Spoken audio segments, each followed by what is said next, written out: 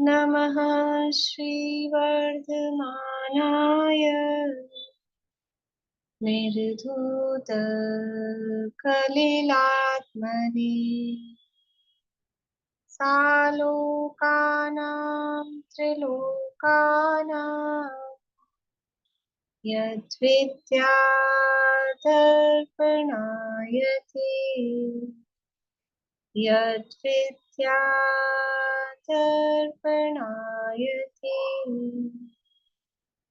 सकल पापमल प्रक्षालक श्रीवर्धमान को करुणमन लोकालोक प्रकाशित करने जिनकी विद्या है दर्पण जिनकी विद्या है दर्पण।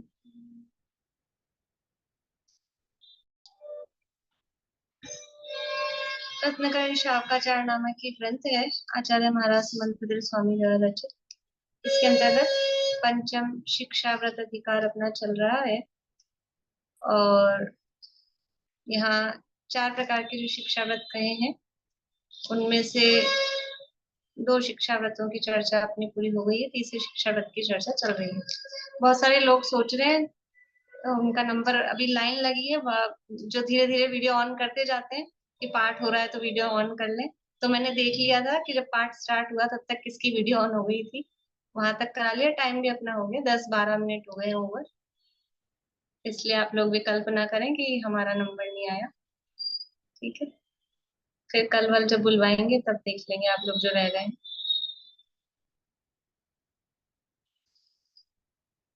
तो यहाँ प्रोषदोपवास शिक्षा व्रत की चर्चा अपनी चल रही है और प्रोषदोपवास का स्वरूप कल हमने देखा था। उत्कृष्ट प्रोषदोपवास किस प्रकार होता है?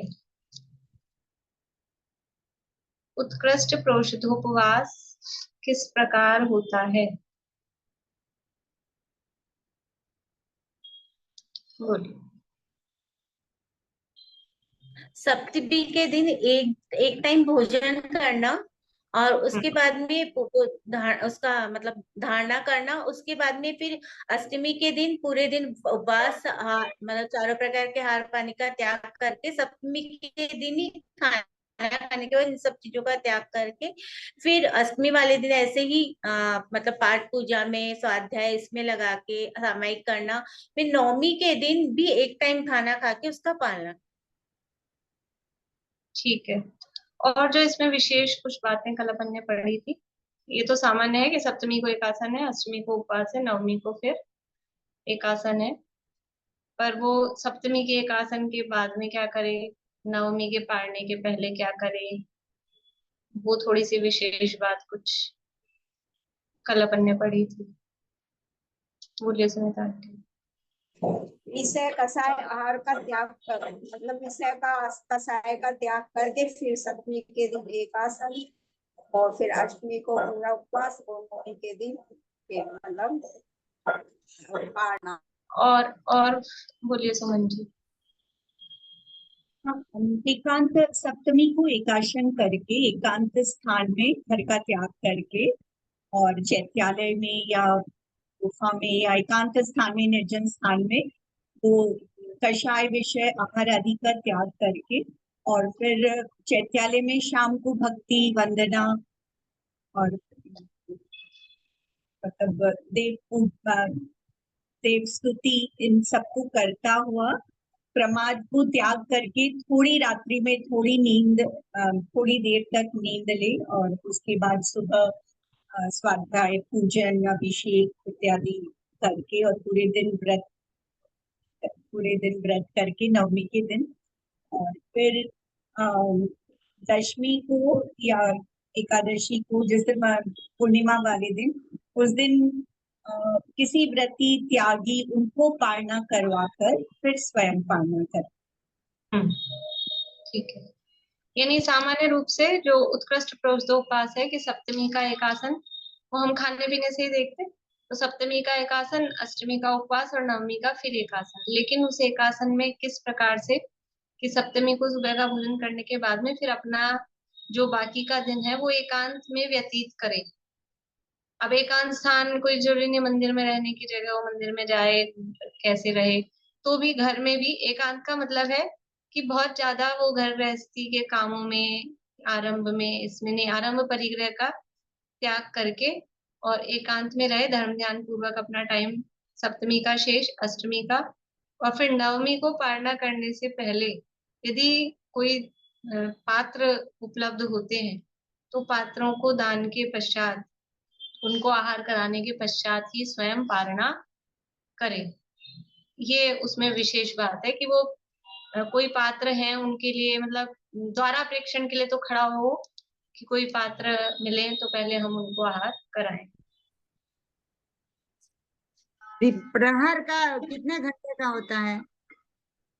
एक प्रहर 3 घंटे का, 3 घंटे का एक है। इस तरह से ये प्रजोपवास शिक्षा व्रत का स्वरूप कल अपन ने देखा था। अब उपवास में नहीं करने योग्य कार्य कहने वाला श्लोक कहते हैं कि उपवास किया है तो उपवास में क्या क्या कार्य नहीं करें। देखो उपवास में क्या करें ये पिछले श्लोक में बता दिया, किस तरह से अपना दिन व्यतीत करें, लेकिन दोनों तरफ से बताना पड़ता है। क्या करें ये बता दिया, लेकिन फिर भी कुछ कुछ और एक्स्ट्रा काम कर लें लोग, तो उसके लिए भी ये काम नहीं करने हैं। नेगेटिव भी बता रहे हैं ये काम नहीं करना है। श्लोक नंबर 107 है, पेज नंबर 165 है।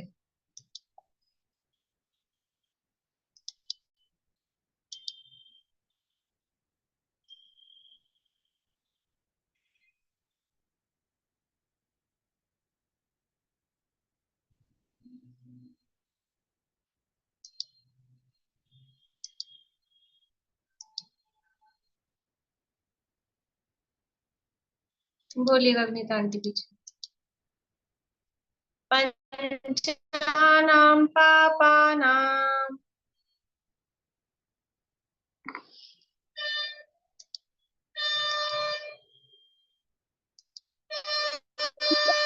ये आपने पापा नाम बोला ना,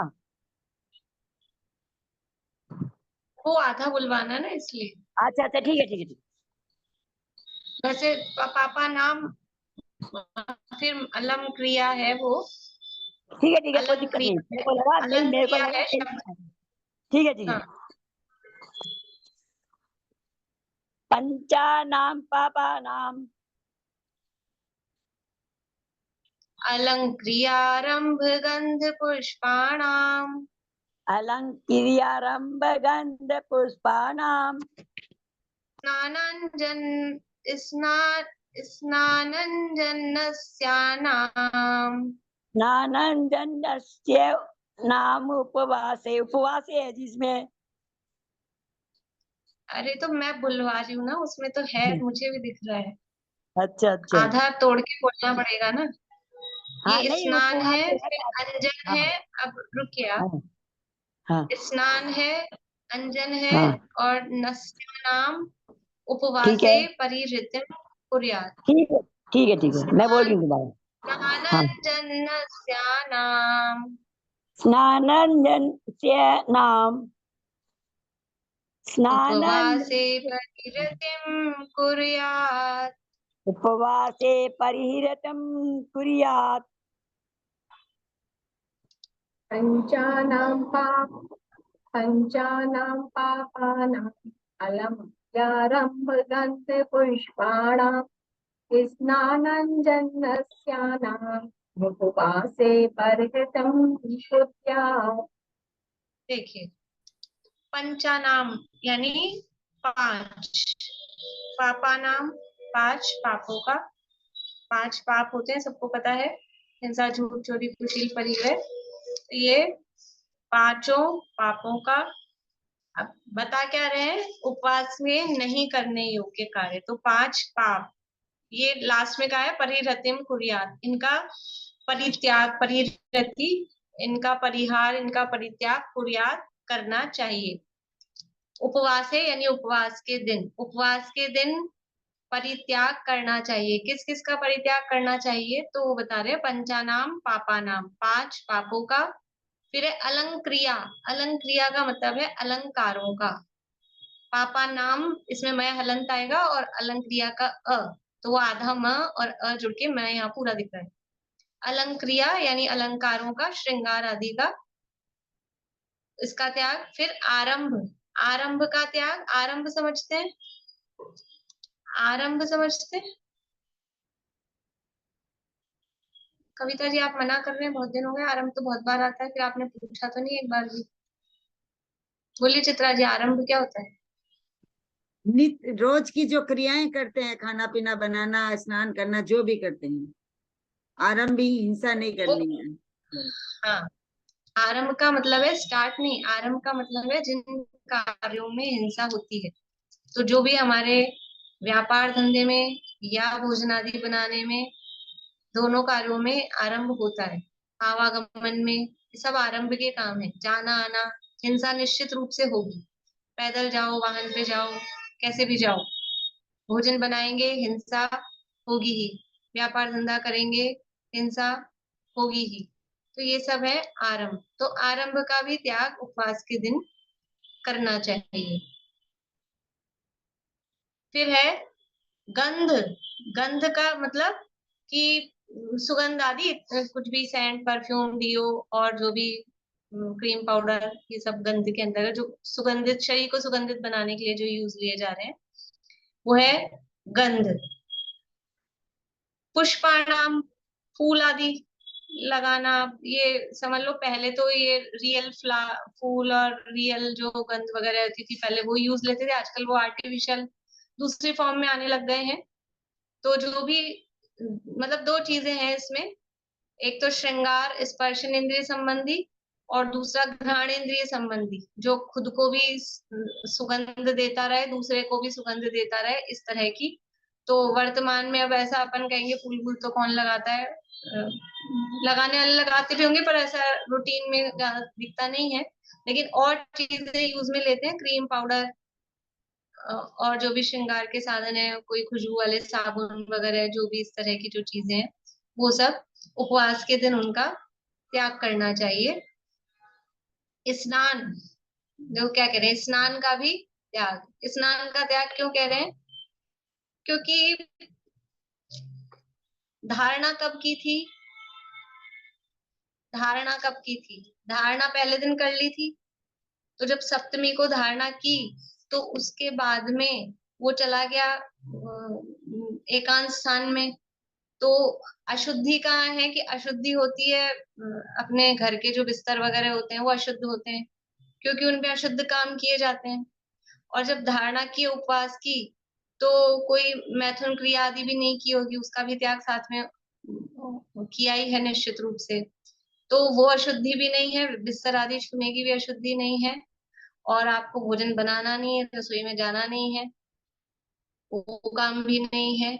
तो इसलिए स्नान करके, मतलब इसीलिए करते हैं ना, रसोई में बिना स्नान के कैसे जाएं, या हम बिस्तर में सोए हैं रात में, या मैथुन आदि का सेवन किया है तो अशुद्धि हुई है, तो वो कुछ काम हुए नहीं है। इसलिए स्नान करने में भी क्योंकि आरंभ होता है, पानी लगेगा, बिना पानी के कैसे नहाएगा आदमी। भले ही अच्छे से छान के, कुएं का पानी लेके छान के जीवानी पहुंचाई है, तो भी जलकायिक जीवों की हिंसा तो होती। वो जो पानी छान के बिलचानी पहुंचाई है, उसमें केवल 10 जीव बचते हैं, तो जलकायी जीवों की हिंसा तो उसमें होती है। इसलिए स्नान का त्याग। और दूसरा, स्नान करके थोड़ा सजने संवरने वाला भाव का भी निषेध कर रहे हैं, तो उसलिए भी स्नान का त्याग। फिर है नस्यानाम। नस्या नस्यानाम का मतलब है जो नाक से कुछ नहीं, स्नान के पहले अंजन है। अंजन का मतलब है काजल वगैरह आंखों में, ये भी श्रृंगार के लिए ही लगाए जाते हैं। मतलब इतनी आदत रहती है काजल लगाने की कि बिना मतलब हर समय जिनके लगा रहता है, तो काजल नहीं लगाए तो वो आदमी पहचान में नहीं आता है ऐसा। तो वो काजल भी श्रृंगार वाली चीज है, तो काजल लगाने का त्याग। काजल कैसे बनता है? काजल कैसे बनेगा? बिना आरंभ के बनता है क्या काजल? अग्नि जलती है, उसका धुआं है वो, अग्नि का धुआं है, उसको इकट्ठा किया गया है, वास्तव में तो वो हानिकारक है आंखों के लिए। कि हम तो सब बिदाम का बनाते हैं। अब किसी का भी बनाओ वो जल के धुआं ही आया, बिदाम नहीं आया है उसमें, वो धुआं ही है उसका। चाहे बिदाम जलाओ चाहे कुछ भी जलाओ, साधारण तेल जला के बनाओ तो वो धुआं है। और खैर अभी इसकी बात नहीं है वो नुकसान कर रहा है या नहीं, बात ये है कि वो बिना अग्नि जलाए बना नहीं। तो अग्नि जल के बना है तो आरंभ हुआ है, अग्नि जली है तो इसलिए। और श्रृंगार वाली बात हो गई, दोनों तरह से हो गई, हिंसक भी हो गया, आरंभ भी हो गया उसमें, और श्रृंगार भी। तो अंजन का त्याग है। फिर नस्यानाम, नस्यानाम का मतलब है नाक, नाक से कुछ भी सूंघने की जो चीजें होती नाक में लगाने की, इस तरह की, तो वो पुराने जमाने में ज्यादा चलती होंगी। कुछ नाक में लगा के रखते होंगे, खुशबू आती रहे परमानेंट दिन भर अपने को, या ऐसा कुछ सूंघने का, उसको नस्य कह रहे हैं। नस्यानाम उपवासे, यानी उपवास के दिन, परिहृतिम परित्याग कुर्यात करना चाहिए। उपवास के दिन इन सब कामों का त्याग करना चाहिए। पांच, देखो 5 पाप बोल दिया ना, तो आगे कुछ कहने की जरूरत नहीं थी वास्तव में। 5 पापों का त्याग कह दिया तो ये आगे की सारी चीजें उसमें आ गई है, लेकिन फिर भी खुलासा करके बता रहे हैं कि पांचों इंद्रियों के विषय आप देखेंगे इन सब में, पांचों इंद्रियों के विषयों, रसना इंद्रिय के विषय का तो त्याग ही है, तब तो उपवास ही हो रहा है, ये तो उपवास ही नहीं कहलाएगा। अब स्पर्शन इंद्रिय संबंधी जो भी श्रृंगार है और इस तरह की चीजें हैं, तो वो स्पर्शन इंद्रिय संबंधी, घ्राण इंद्रिय संबंधी मुख्य रूप से ये यहाँ पर बात बता दी है। ठीक है, श्लोक और पद्य, श्लोक एक बार फिर से बोलते हैं, बोलेगा कविता जी।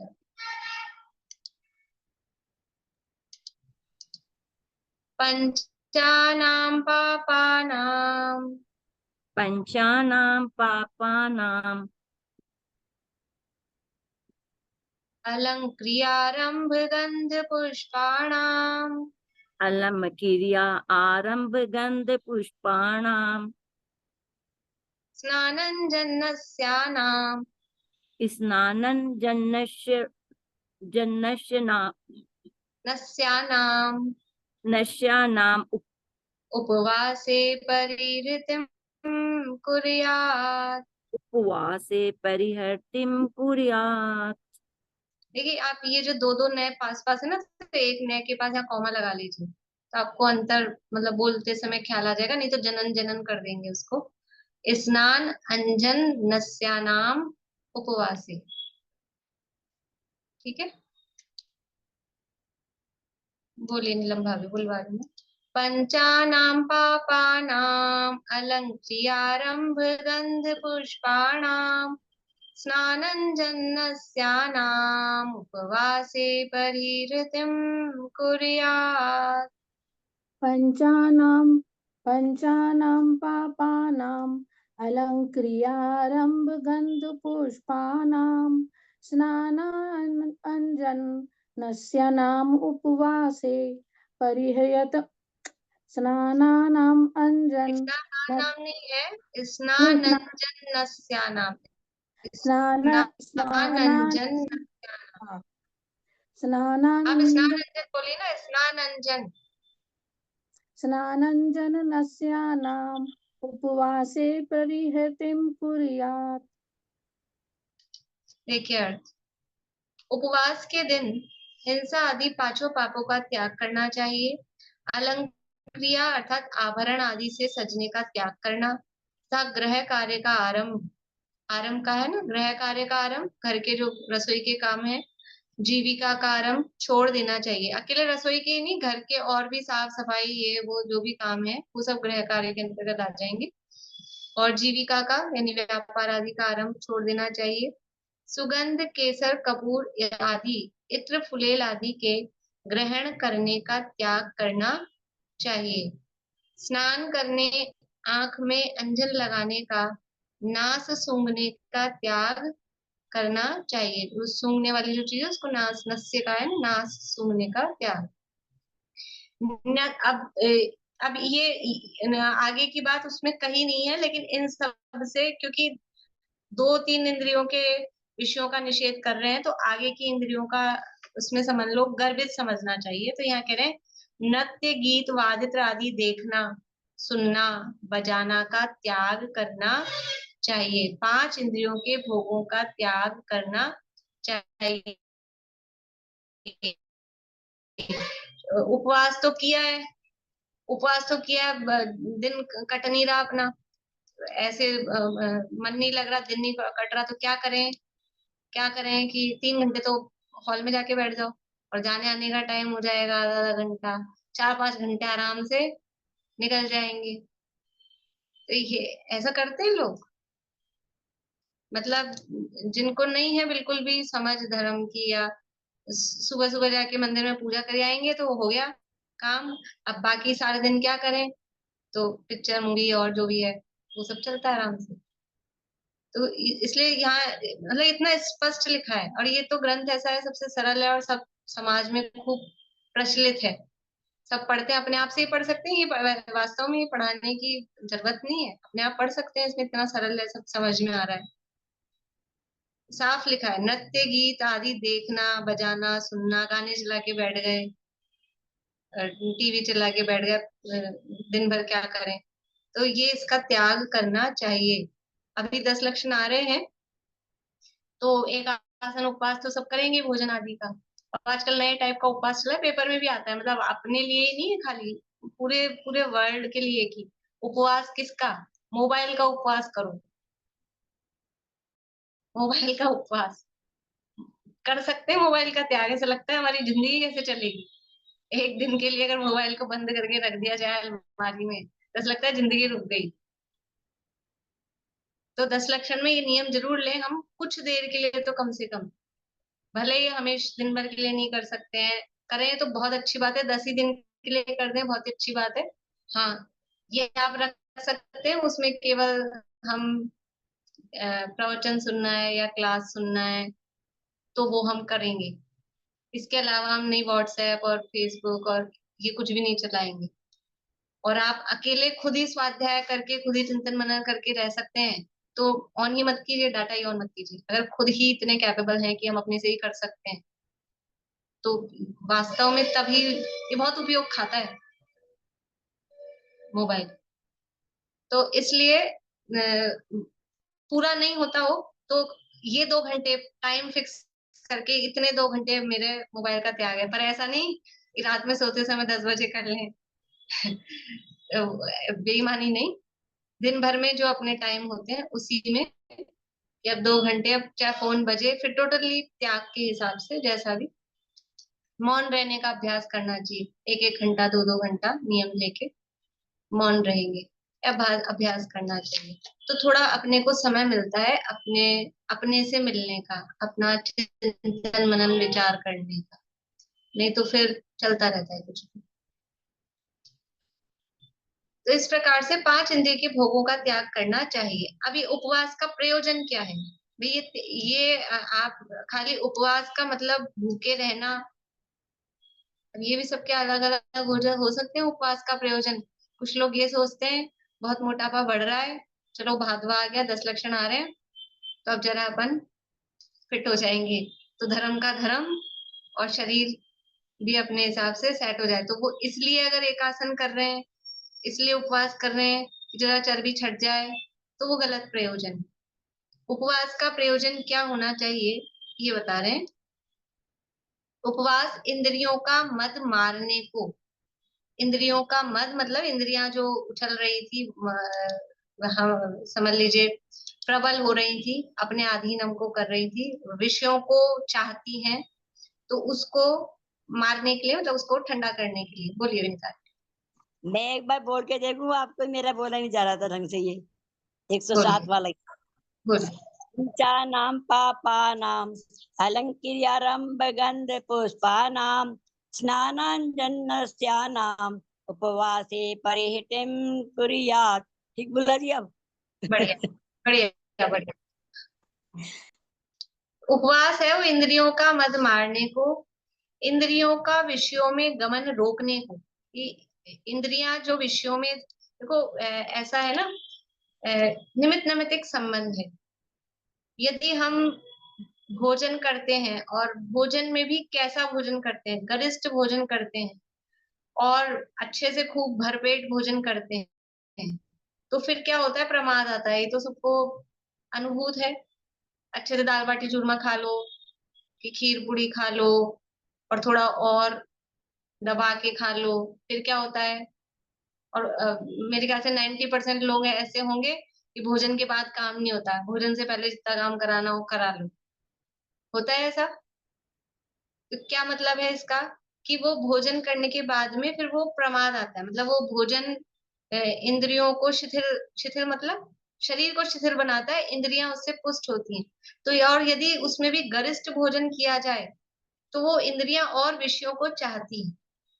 उसी तरह से तो भोजन कम करने, इसीलिए आप देखेंगे जो त्यागी के प्रति ब्रह्मचारी होते हैं वो गरिष्ठ भोजन भी नहीं करते हैं। इसमें अपने आता है भावनाओं में, और इसमें कि गरिष्ठ भोजन का त्याग, जो ब्रह्मचर्य व्रत का पालन करना चाहते हैं करते हैं, वो गरिष्ठ भोजन नहीं करेंगे। गरिष्ठ भोजन से इंद्रियां प्रबल होती हैं, विषयों की आकांक्षाएं बढ़ती हैं। तो इंद्रियों जैसा हम भोजन कर रहे हैं, गरिष्ठ कर रहे हैं, भरपेट कर रहे हैं, खूब कर रहे हैं, तो इंद्रियां प्रबल होती हैं।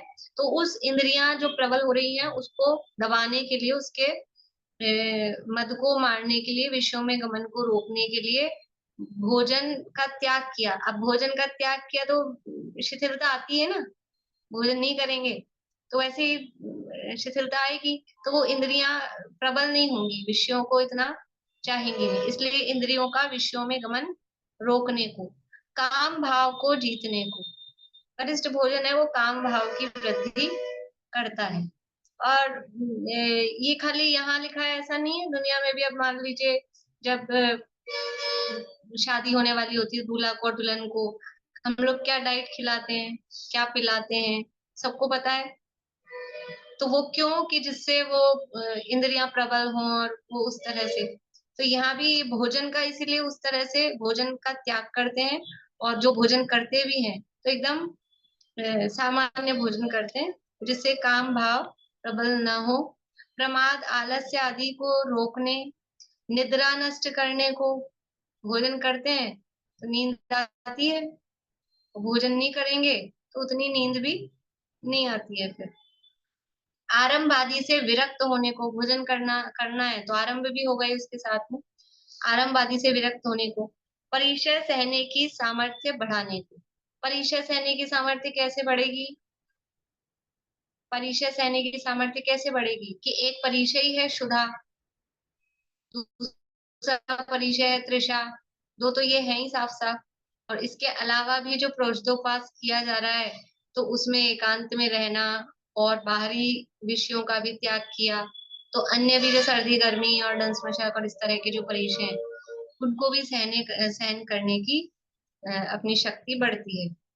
धर्म के मार्ग से नहीं चिढ़ने को, दृढ़ता बढ़ाने को, उपवास करने से दृढ़ता कैसे बढ़ जाएगी, उपवास करने से दृढ़ता कैसे बढ़ जाएगी, बता सकते हैं, कोई सोच सकते हैं? आवाज आ रही है आप लोगों को बराबर?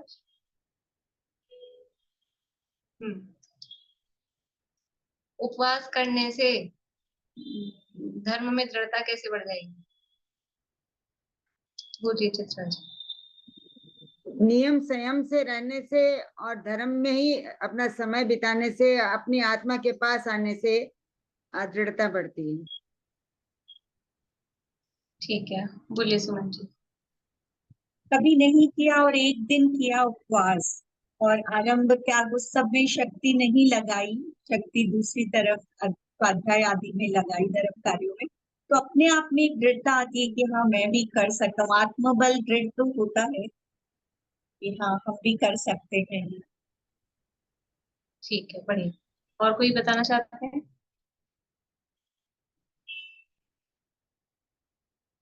ठीक है, कि हमने धर्म भावना से किया ना उपवास में। जो कल एक शब्द आया था सदिच्छा भी, हमने जो उपवास किया है वो शुभ इच्छा से, सदिच्छा से, सत इच्छा से, ऐसा नहीं कि कषाय में आके या कोई खोटी भावना से उपवास किया है। तो धर्म सदिच्छा मतलब हमने धर्म की भावना से उपवास किया है, तो वो उसके प्रति हमको धर्म में श्रद्धा आती है। और उपवास करने से देखेंगे कि ऐसा भी होता है, कुछ लोग इसलिए भी धर्म के मार्ग में लग जाते हैं कि आज अपन ने उपवास किया है तो सब अपने को कितना पूछ रहे हैं, कितना अपना समझ लो ध्यान रख रहे हैं। तो गलत सेंस में नहीं बोल रही हूँ मैं।